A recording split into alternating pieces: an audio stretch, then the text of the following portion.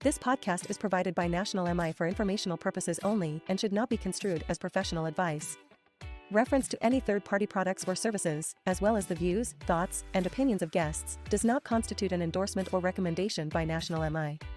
Views and opinions expressed by National MI employees are those of the individual employee and do not necessarily reflect the view of National MI.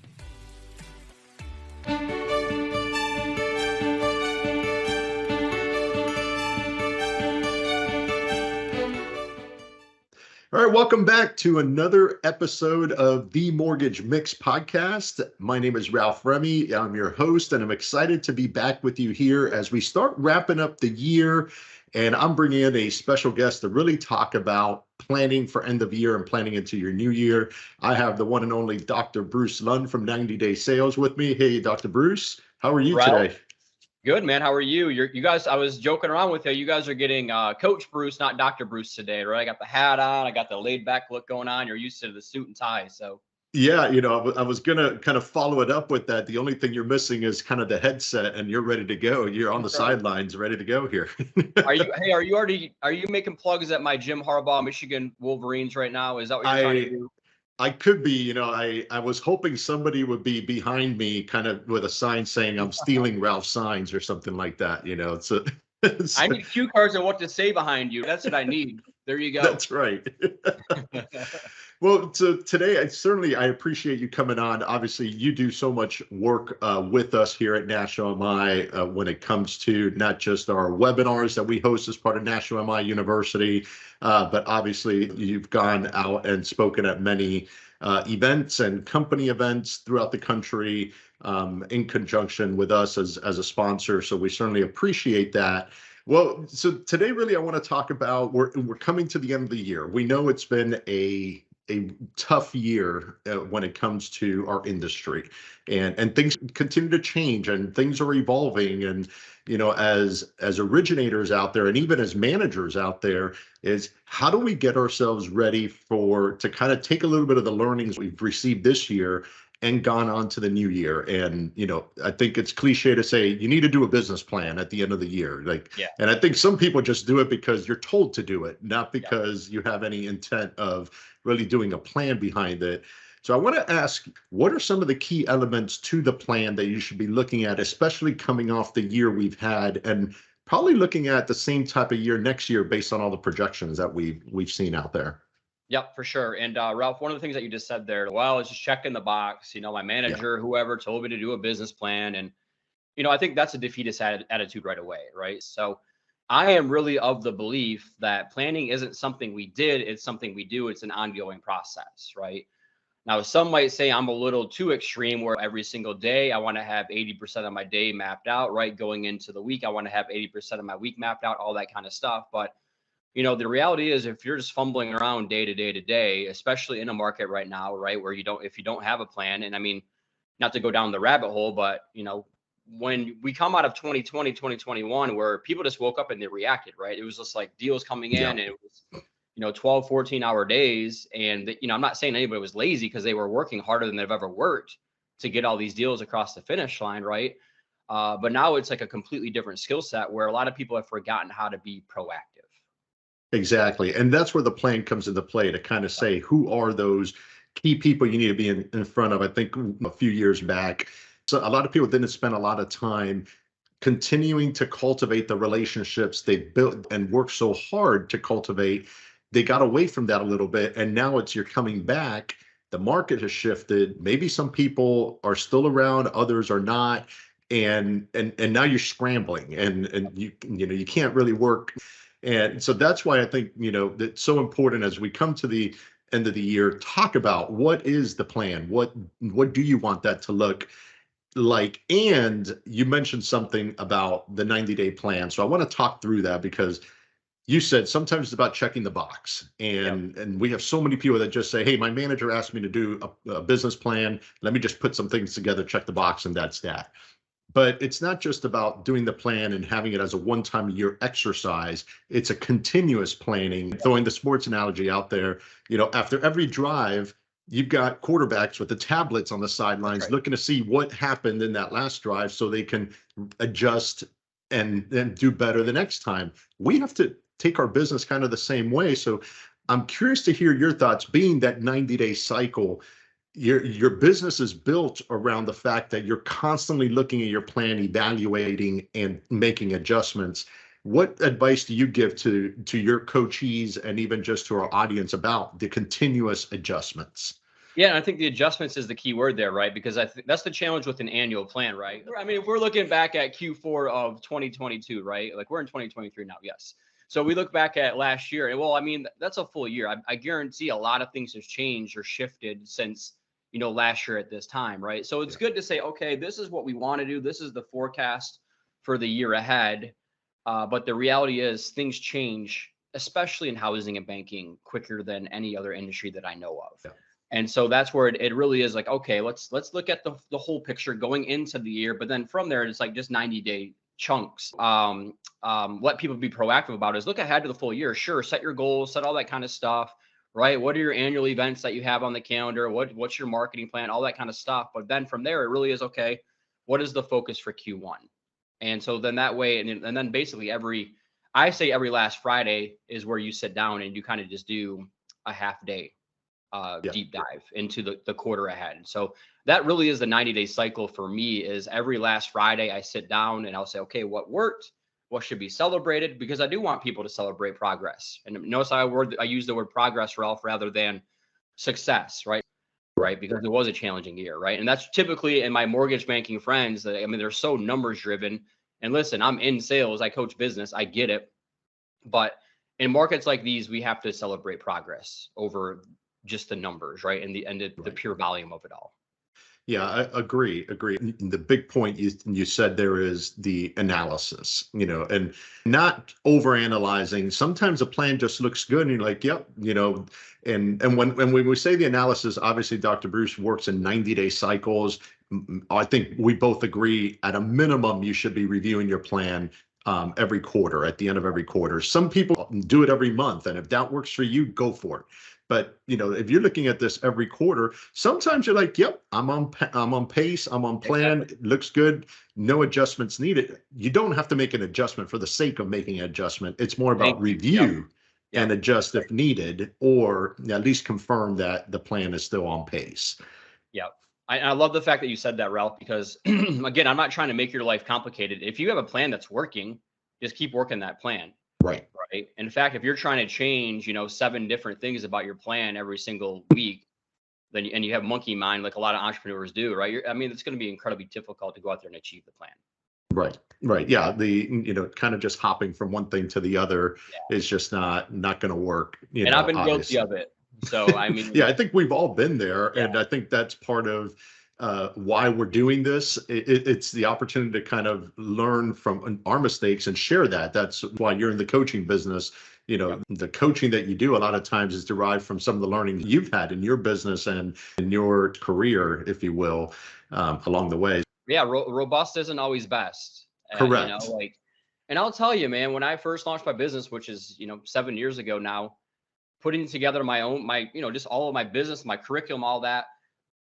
After about a year and a half, people are like, man, this is just too much. And so I'm like, I got to simplify it. I have to simplify my own stuff because it's just not realistic with what I'm expecting people to go out there and do within my own business plan. So I just want to echo that because, there's a great book called Essentialism, and it really is. And as you know, Ralph, like me living out of hotels now again and doing the nomad, it's like the minimalist lifestyle. It's like, all right, I got 2 of these shirts, I got 4 of these pants, I got, you know what I mean? So simple, whenever I do this life, which tends to be every 2 years or so, it's amazing how simplified I get with my wardrobe and my packing and all that kind of stuff. So I do think that relates over into a business plan.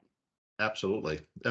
So talking about our plan, and what are some of the essential elements of the plan that someone should have in there? Obviously, we've talked about numbers, but I'm hoping that when someone's thinking of numbers, there's some method to the madness, if you will, as far as how they got to the number, not just saying, I want to do X million in production next year. Well, A, is that realistic? B, how did you come up with that number? So what are some of the key elements? And I'm going to throw a second caveat in there, and that is, where does education come into play here? Because obviously we are educators at heart. It is what we do each and every day. And right now our industry as a whole and really our clientele out there is starving for education, wanting to Mhm. be educated on how do you get ready to buy a home? What are some of the things happening in the market? How does that impact them? So where does education come to play as well with the different elements of the plan? Yeah, so I'll answer the second part first, and we'll go back to the first part. So Yep. the actual education piece of this to me is twofold. Number one, every successful person, like whether you want to listen to a podcast or you want to get, is it motivational or is it educational? Like those are kind of the two buckets. When I listen to something, it's like, help, I'm in a funk, right? So I need somebody like a Ralph or a Dr. Bruce to maybe pick me up. And so Yeah. I have people that I listen to on audio whenever I'm in a funk or I feel like I've lost my confidence or my drive. Like I'm not one of those, if you love what you do, you'll never work another day. Now, the majority of time, I hope I feel that way, but there are times that I lose motivation. So yeah, that's where I need to find that person that kind of picks me up and gets me in the right frame of mind, because we all go through those phases. Again, every 90 days, I feel like every 90 days I have a few day funk and then I have to kind of snap myself out of it. And we all work in sales. Yeah. And confidence is the memory of success. And so, in markets like these that are challenging markets for my housing and banking friends, when you haven't stringed together a lot of success, then you're going to start to lose confidence. And that's where the training and that's where being able to borrow confidence from other people comes into play. So I kind of put that part of it into one of two buckets. It's either, am I listening to it to snap out of it, or am I listening to it to get better at my skills? Yeah. And then from there, Ralph, I take that a step further, and this kind of gets into the marketing plan. So I knew Yeah. we were going to bounce around a little bit. That's what we do. So That is what we do. so when you talk about a business plan, like to me, that's overarching. You're talking about your sales plan, you're talking about your marketing plan, you're talking about your personal plan, you're talking about your overall business and every part of it that you're trying to pull. I mean, it really is kind of a broad blanket statement when you're talking about your business plan. Part of my plan for my 90-day cycle is, once a week, I want people, if you listen to something on audio or you attend a workshop, National, I know you guys do a lot of amazing workshops. Well, take that knowledge and give it away. Pay it forward to your database of people. Like I was listening to this and it spurred this idea, and I just want to share that with my database of people, because the majority of you are trying to work with B2B people as well. You're working with the real estate agents, the financial advisors. Well, they're all in business just like you are. So if you can pay that message forward, well, now that's part of your marketing plan as well. So I hope that answered that part of it. And then getting back into the numbers part of that. So I had mentioned, when I look at a business plan, I always start with the sales plan first. The numbers. Right. So you brought up a good point, because a lot of people bring up like an arbitrary number. I want to be $100 million producer. I want to be a $50 million producer. I want to be a $20 million producer, whatever that number is. But they don't really have that internal why, like, okay, this is why I want, or I need, or I must hit that number. Maybe it's the fact that you have kids going to school, that you have to pay for their education. Maybe it is the fact that you want to, like, real estate is one of your favorite investments. And so you want to buy an investment property. Maybe it's just the structure of your team. I know a lot of people, especially right now, it's like, I had 4 people on my team, and what do I do, with these kinds of things that are going on? So I think that's one part of it, Ralph, is don't just set an arbitrary number. It's like, why do you want to hit that number? Not just because my manager wants me to hit those numbers. Yeah. So as we start kind of wrapping up, I do want to take a moment to talk about managers. So you just said that, not just because my manager wants to do it. So let's talk to the leaders out there, and because they have their plans as well, whether it's for individual production, if they're producing managers, and or their branch, or even if you're talking regional leadership and above.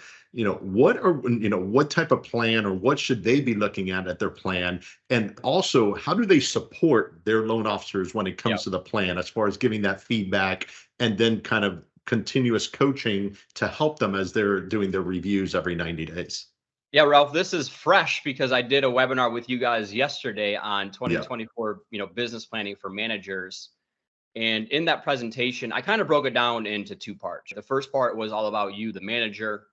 And the second part was like the trainer of, taking a plan back to your team and that kind of a thing. But, I started off the webinar by, talking about to the manager themselves, is you have to have agreements with your players. So going into the year, this is what you can expect from me, the manager. Like, these are the agreements that, like, the bare minimal things that you should expect from me, right? Whether it's a weekly call, whether it's the support part of it, whether, like, there's just so many parts of that. Like, I can solve your problems, or I can help solve those problems. I can give you a pick me up, all that kind of stuff. So I think that's the first part, is just looking at yourself internally as a manager. Like, are you doing what you should be doing to help support your team right now?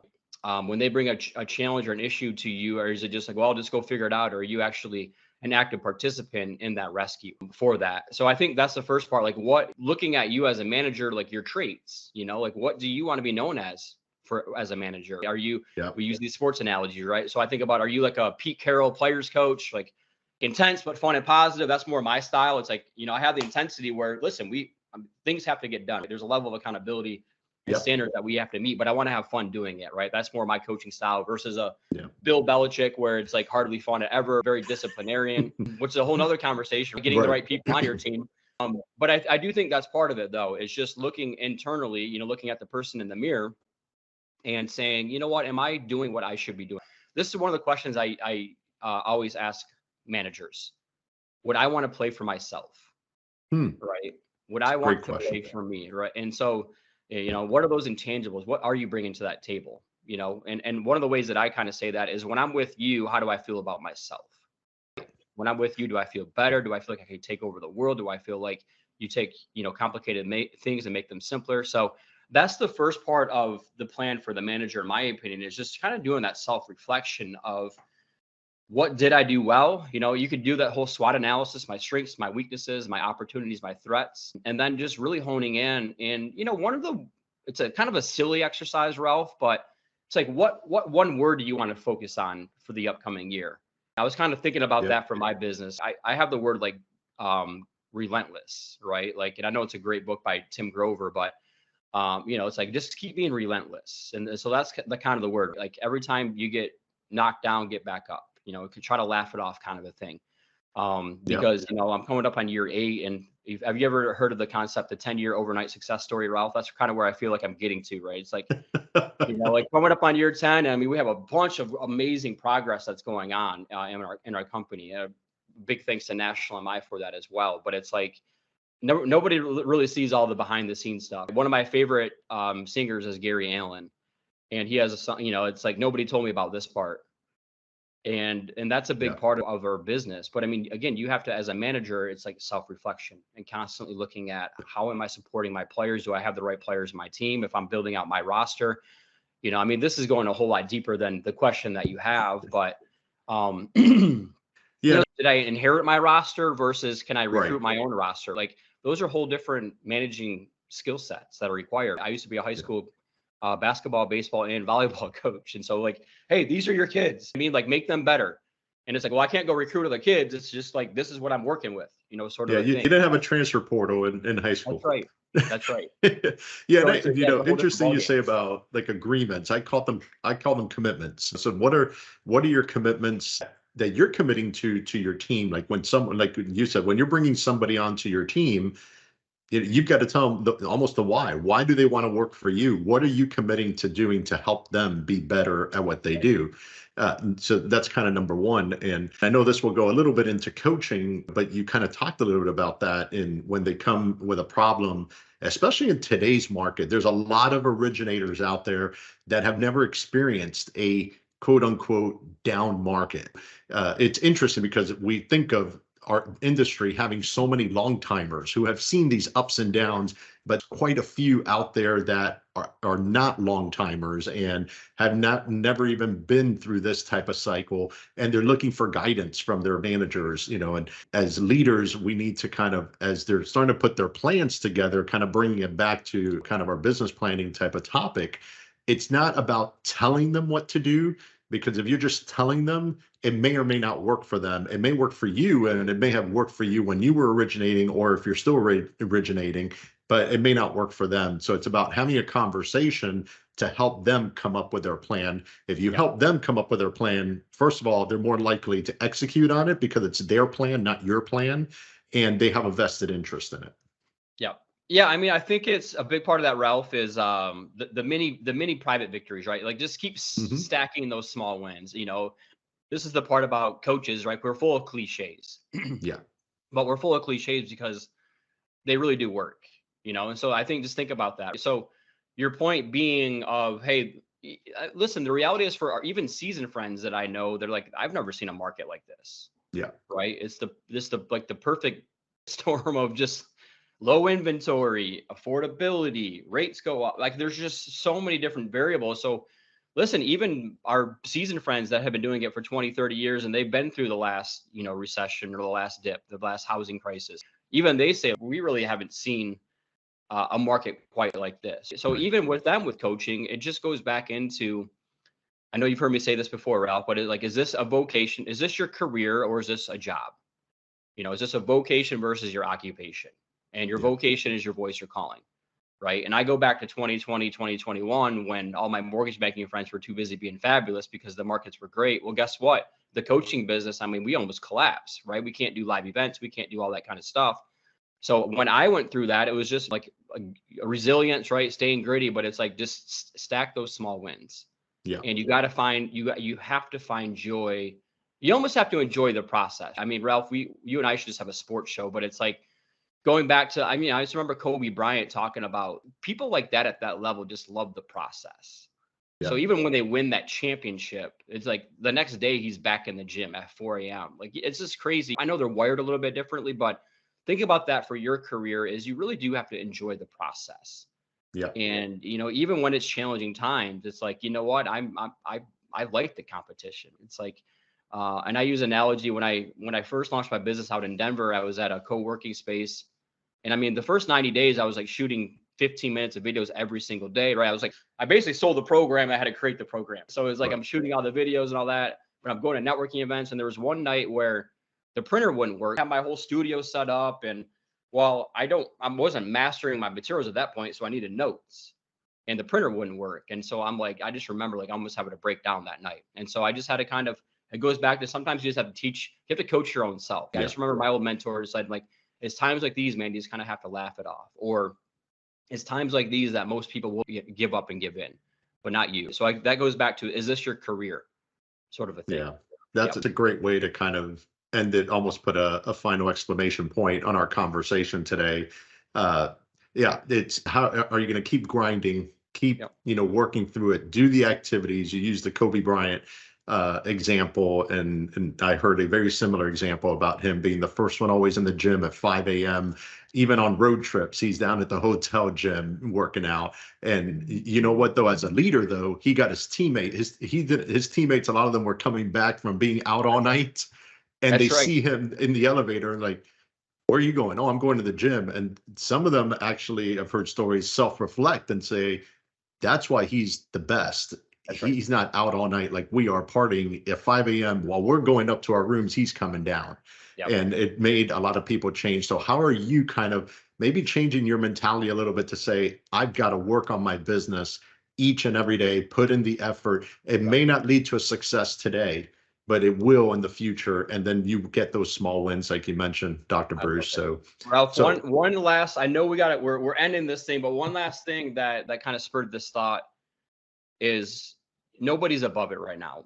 And what I mean by that is, again, talking to our seasoned friends, but it's like, well, I used to go to open houses and I don't need to do that anymore. I'm above it. I'm not picking on them because I was at that point at one point in my career. I'm like, oh, I'm Dr. Bruce and I'm spoken at the LA Convention Center in the New York City Marriott Marquis, business will come to me. It's like, as soon as you have that mentality, you've lost, right? So that would be another key point here. Make your plan, your business plan simplified. Go all the way back to your first year, the first 2 years of your business when, you were doing a lot of things right that a lot of times that we get away from, and just recommit to those little things and don't have the mindset that you're above any of this stuff, because we're not. And that's, as soon as we have that mindset, in my opinion, it's a done deal. Well, that's when the person grinding is going to pass you. That's it. Yeah. So, well, I can't thank you enough, Bruce, or I'll call you Coach Bruce today, for joining us here on the Mortgage Mix podcast. Now I am Bill Belichick, Ralph. There you go. So now we got it all covered there. So as a reminder for those of you listening to us, make sure to subscribe to the Mortgage Mix on wherever you download your podcast. If you're watching us on the video through YouTube, make sure you just hit the subscribe button there on YouTube to subscribe to the Mortgage Mix so you get notified every time we release a new episode. So on behalf of Dr. Coach Bruce Lund, myself, Ralph Remy, we appreciate you being on, and we look forward to hearing you and seeing you all next time. Take care, everybody.